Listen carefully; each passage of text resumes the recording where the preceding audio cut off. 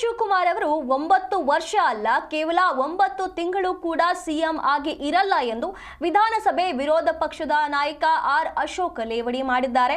ಜ್ಯೋತಿಷಿಗಳ ಭವಿಷ್ಯದ ವಿಚಾರವಾಗಿ ಲೇವಡಿ ಮಾಡಿದ ಅವರು ಜ್ಯೋತಿಷಿ 9 ಅಂತ ಹೇಳಿದ್ದಾರೆ, ಆದರೆ ಅದು 9 ತಿಂಗಳು ಅಥವಾ ವರ್ಷವೋ ಅನ್ನೋದನ್ನ ಮರೆತಿದ್ದಾರೆ ಎಂದು ವ್ಯಂಗ್ಯ ಮಾಡಿದ್ದಾರೆ.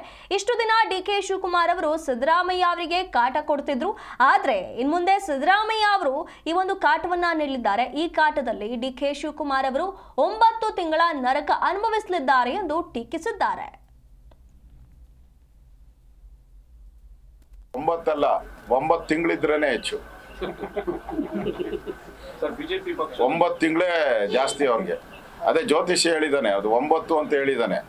ಅವನು ತಿಂಗಳನೋ ವರ್ಷ ಮರ್ತು ಬಿಟ್ಟಿದ್ದಾನೆ. ಅದಕ್ಕೆ ಅಷ್ಟು 9 ತಿಂಗಳು ಕಳೀಲಿ.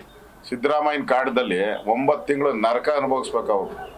ಆಮೇಲೆ ನೋಡೋಣ. 9 ತಿಂಗಳಾದ್ಮೇಲೆ ಇದ್ರೆ ಕೇಳಿ ನನ್ನ ಪ್ರಶ್ನೆ. ಈಗಾಗಲೇ ಶುರು ಆಗಿದೆ. ನೆನ್ನೆನೇ ಅವ್ರ ಮನೇಲಿ ಮೀಟಿಂಗ್ ಆಗಿದೆ.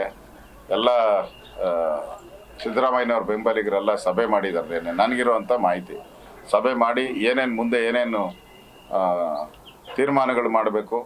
ಪಾರ್ಟಿಯಲ್ಲಿ ಸಿದ್ದರಾಮಯ್ಯ ನಾನು ಈ ಸರ್ಕಾರವನ್ನು ತಂದಿದ್ದು, ನನ್ನ ಹೆಸರಲ್ಲಿ ಸರ್ಕಾರ ಬಂದಿರೋದು, ನನಗೋಸ್ಕರ ಜನ ವೋಟ್ ಮಾಡಿರೋದು ಕಾಂಗ್ರೆಸ್ಗೆ. ಅದರಿಂದ ಇವ್ರು ಯಾರೋ ಬಂದು ಕೂತ್ಕೊಂಡು ನಮ್ಮ ಮೇಲೆ ದಬ್ಬಾಳಿಕೆ ಮಾಡಿದ್ರೆ ಬಿಡಬಾರ್ದು ಅಂತ ನನಗೆ ತೀರ್ಮಾನ ಆಗಿದೆ ಸಿದ್ದರಾಮಯ್ಯನವ್ರ ಮೀಟಿಂಗಲ್ಲಿ. ನೋಡೋಣ ಮುಂದೆ ಏನಾಗುತ್ತೆ.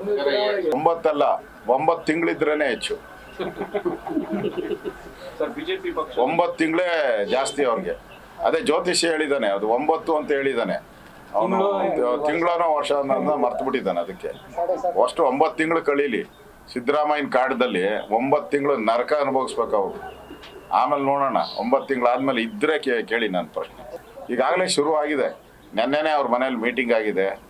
ಎಲ್ಲ ಸಿದ್ದರಾಮಯ್ಯನವ್ರ ಬೆಂಬಲಿಗರೆಲ್ಲ ಸಭೆ ಮಾಡಿದ್ದಾರೆ. ನನಗಿರುವಂಥ ಮಾಹಿತಿ ಸಭೆ ಮಾಡಿ ಮುಂದೆ ಏನೇನು ತೀರ್ಮಾನಗಳು ಮಾಡಬೇಕು.